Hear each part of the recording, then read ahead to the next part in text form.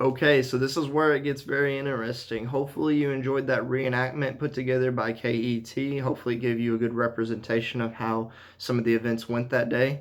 But basically, to break it down, the men crossed the river, and most of them actually dismounted and hiked up the hill in a battle line of three, which means three different rows of regiments, and that is according from a letter from Major Levi Todd.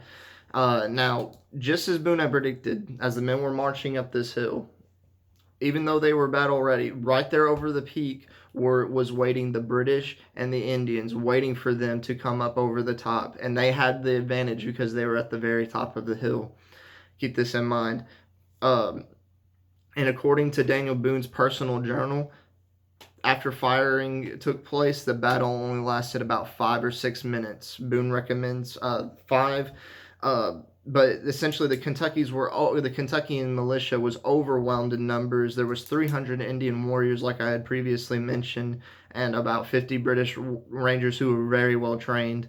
Uh, in fact, the lines of men led by Colonel Todd in the middle and Lieutenant Trigg on the right actually collapsed in just a few minutes. It wasn't before long that actually Colonel Todd and Colonel Trigg were both shot off of their horses because they were high up above the lines and easy targets for these Indians that fought in a guerrilla-like warfare and not like, the British did with the Napoleonic style. Uh, as the lines quickly actually collapsed, men began to flee down the hill at their own command. And Major McGary, the one who actually told all of the Kentuckians to go forward and if you're not, you're a coward kind of deal, rode up to Boone's command because keep in mind, Boone's line was the only one to advance, and this is all according to the appraisal of Blue Licks battle by Michael Adams. McGary rode up to Boone's command and said, "Hey, they're flanking you on your sides. You need to go ahead and call a retreat for your men."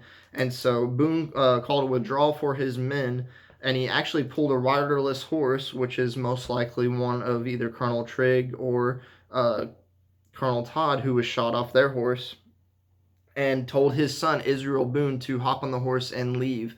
Now, Israel would not leave without his dad, and as he waited for his dad to hop onto the horse, he was fatally shot in the neck. Uh, Obviously, this happened very quickly and everything, and Boone was unable to even save his son as he died almost instantly. Uh, there was also knowing nothing that he could do. He had to hurry up and leave. Daniel Boone's nephew Thomas Boone was also killed during this battle too. So two important family members that drastically affected this time, and he had no time to react. And Indians chased them down the hill until they reached the Licking River that they had just crossed, and that is all according to Daniel Boone: An American Life by Michael LaRaffo.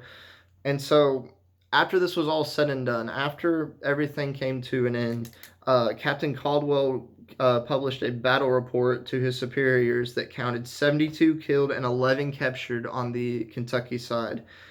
Drastic losses given that they're smaller numbers compared to the British. And on the British side, they only had 7 killed and 10 wounded. So awful, like fatal battle for the Kentucky militia as they were kind of pushed into this, and a sad day for Boone and all the Kentuckians, even known to this day.